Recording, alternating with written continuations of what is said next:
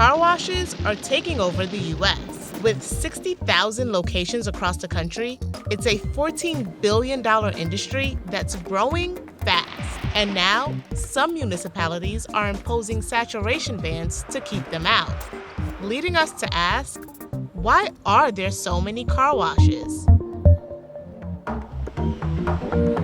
To get a sense when the car wash industry started shifting, we have to go back to the 60s and 70s.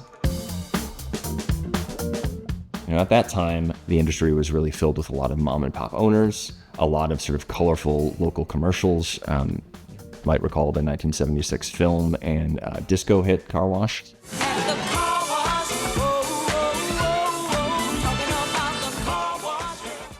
But at that time, the industry was in a more sort of basic setup. Labor was a really big expense for owners. You might have dozens of people working at a car wash. Something as simple as like a rainy weekend when most people would wash their cars at the time could literally wash away the profits.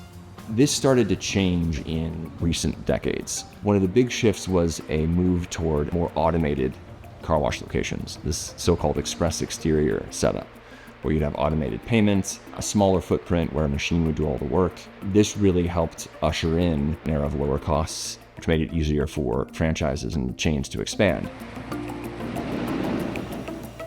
This explosion is especially evident in the town of Streetsboro, Ohio, a small suburb located just outside of Cleveland.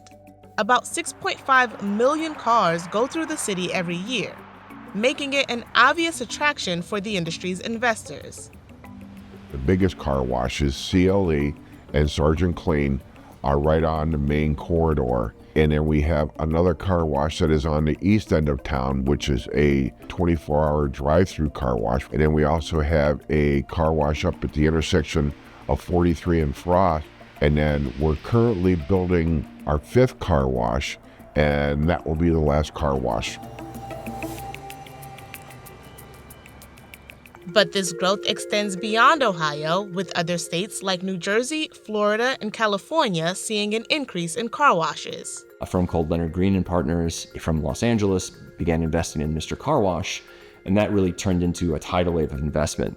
Now there's 50 plus groups investing in these chains and really expanding them across the country. When you look at the numbers, you can see why private equity is so excited. There's about 280 million cars and trucks across the country, and they tend to get pretty dirty. Secondly, the industry is already big and growing substantially. And over the last couple of years, despite all the dislocations and uncertainty of the economy, it's been growing at about 5% annually.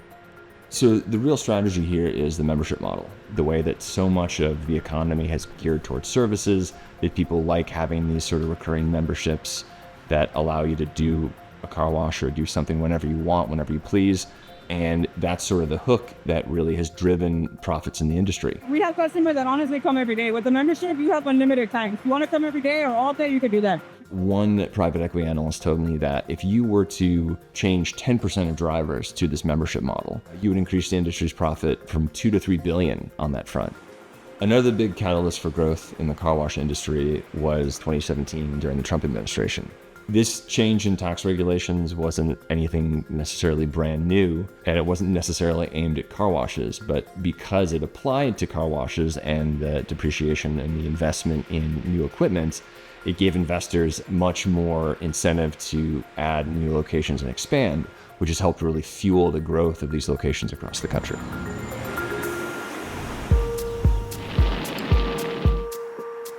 Technology has changed a lot for car washes, and that's been really central to the economic success of the sector. They figured out how to cut expenses just about every single point in the journey.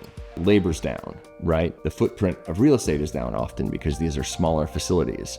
The cost of water is down because they're being a lot more efficient with water. It used to be 150 gallons in your driveway, and now it can be, 5 or 10 gallons because so much of it gets reused wash to wash. Big cities have seen an incredible growth, so much so that you're seeing these so-called saturation bans take effect there, where municipalities are pushing back and saying, hey, I think we have enough car washes, we can slow down a little bit.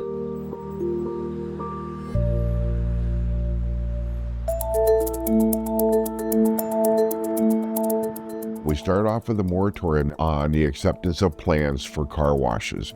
In that 1 year period, we had a market study done, and they determined if we go more than the 5 car washes. It's going to start having a detrimental effect on the car washes that are here. And the last thing I want to do is have businesses close. People were happy that we decided to put this ban, and it's caused them to look at other things that we have in the city too.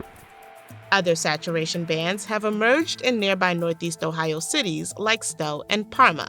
In Buffalo, New York, a surge of suburban car wash openings in 2023 triggered opposition.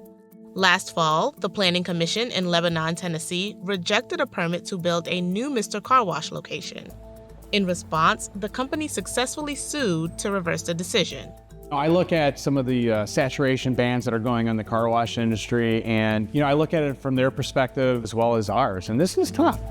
Obviously, I'm not excited about any potential bans or anything in our industry, but I look at, we have 16 locations in multiple different cities. When we enter a community, the economic impact. So for every one team member that we bring on site, it actually affects 7 to 9 local businesses. On another front, we generally take over blighted, distressed properties. In Streetsboro, we took over an old Perkins restaurant, and we're building a $6 million structure there. That structure then gets re-engaged with property taxes, and this is a direct investment into the local school district. There's 100,000 cities in America, and I know that there are places out there that need a car wash and want a car wash. And whenever we get someone that decides to locate in the city, there are always going to be people that are for and people that are against.